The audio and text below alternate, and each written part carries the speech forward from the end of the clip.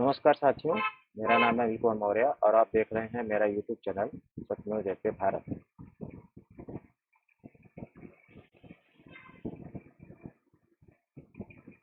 जैसा कि आप सभी जानते हैं कि उच्चतम न्यायालय के आदेश पर सहारा के पैसे के वापसी हेतु केंद्रीय पंजीयक द्वारा सहारा रिफंड पोर्टल लॉन्च किया गया है, जो आपके स्क्रीन पर दिख रहा होगा। इसका वेबसाइट मैंने खोला हुआ है, लेकिन विगत 4 दिवस से इसमें एक समस्या आ रही है कि जमाकर्ता लॉगिन पे जब आप क्लिक करने के पश्चात अपना आधार का 4 अंक और मोबाइल नंबर डालने के बाद ओटीपी प्राप्त करते हैं तो ओटीपी आ जाता है। लेकिन इसके बाद का जो चरण होता है, पूरा आधार नंबर डालने के बाद जब आप ओटीपी मंगाना चाहते हैं तो ये 4 दिनों से नहीं आ रहा है। अब ये क्या समस्या है, क्यों है, क्या जानबूझकर, चूंकि 5 लाख से अधिक आवेदन आ चुके हैं और सिर्फ 5,000 करोड़ रुपए ही बांटने हैं केंद्रीय पंजीयक को, तो क्या ये एक षड्यंत्र के तहत ऐसा किया गया है? कुछ कहा नहीं जा सकता। दूसरी सबसे बड़ी चीज है कि आप लोगों ने पेपर में पढ़ा होगा कि माननीय अमित शाह जी ने कहा था कि सिर्फ 10,000 रुपये तक का ही क्लेम आवेदन किया जा सकता है, सिर्फ 10,000 रुपये का ही भुगतान शुरुआती चरण में होगा। तो अब समस्या ये है कि इसी वेबसाइट पर सामान्य प्रश्न डाला हुआ है, जो कि इस प्रकार है। ये इसमें एकदम साफ साफ लिखा हुआ है कि कैसे एक व्यक्ति के अगर 10 सहारा के पॉलिसी है और कोई 10,000 का है, कोई 5,000 का है, कोई 50,000 का है, तो क्या अलग अलग होगा अथवा एक साथ होगा? तो इसमें एकदम स्पष्ट लिखा है कि सारे आवेदन को एक साथ जमा करना है। यहाँ पे आप इसको लिखा हुआ देख सकते हैं।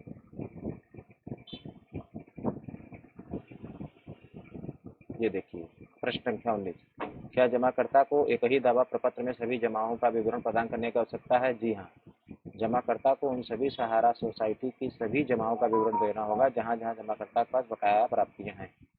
ऐसे सभी दावा विवरणों को एक एक करके एक ही दावा प्रपत्र में जोड़ना होगा।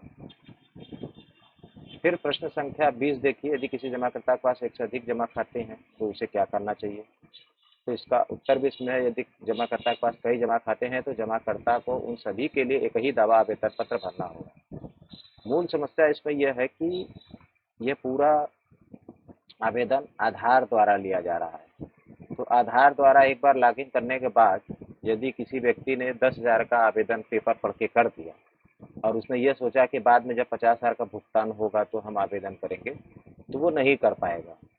वो इसलिए नहीं कर पाएगा क्योंकि आधार से एक बार आपने लॉगिन करने के पश्चात अगर आपने किसी एक बॉन्ड के लिए आवेदन भर के अपना आवेदन लॉक कर दिया, तो जैसे ही आप दोबारा आधार के थ्रू आवेदन करने का प्रयास करेंगे, यही सूचना आपको मिलेगी कि आप द्वारा पूर्व में आवेदन किया जा चुका है, तो आप दोबारा आवेदन नहीं कर पाएंगे।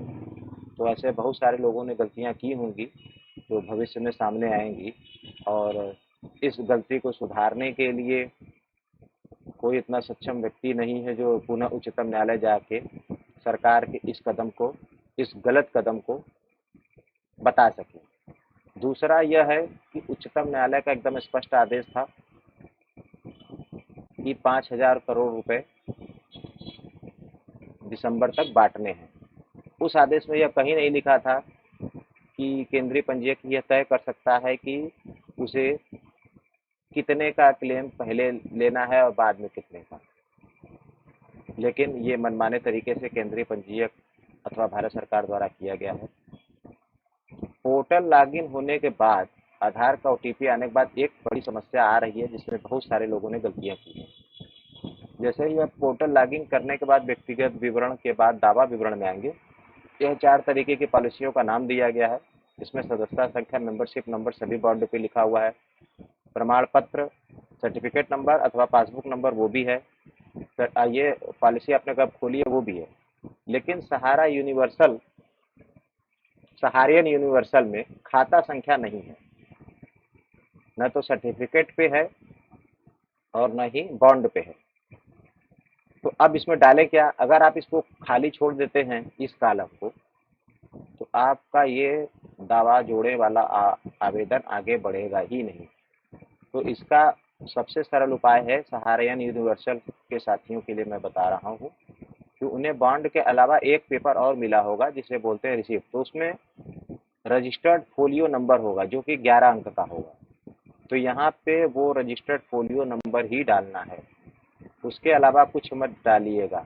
कई सारे साथियों ने ये गलती की है कि यहाँ पे अपना बैंक अकाउंट नंबर डाल दिया है। तो चूंकि स्टेट बैंक का बैंक अकाउंट नंबर 11 अंक का होता है तो वहाँ आप डालेंगे तो ये एक्सेप्ट कर लेगा, लेकिन यूनियन बैंक या अन्य किसी बैंक का जिसका अकाउंट नंबर 11 अंक से अधिक होता है तो वो यहाँ नहीं लेगा। और यहाँ बैंक का खाता नंबर मांगा ही नहीं है, यहाँ उस पॉलिसी का अकाउंट नंबर मांगा है। तो जैसे सहारा क्रेडिट कोऑपरेटिव सोसाइटी की जितने भी खाता धारक होंगे उनके पासबुक में, या अगर उनका कोई फिक्स डिपॉजिट होगा तो उनके बॉन्ड में अकाउंट नंबर जरूर लिखा हुआ है, लेकिन सहारियन यूनिवर्सल में ये चीज़ें नहीं हैं। तो अभी के लिए सिर्फ इतना ही। आशा करते हैं कि आपको सारी चीज़ें स्पष्ट हुई होंगी। यदि कोई और जानकारी आपको चाहिए तो कृपया कमेंट में बताएं ताकि उसके लिए मैं पुनः वीडियो बना सकूं। धन्यवाद।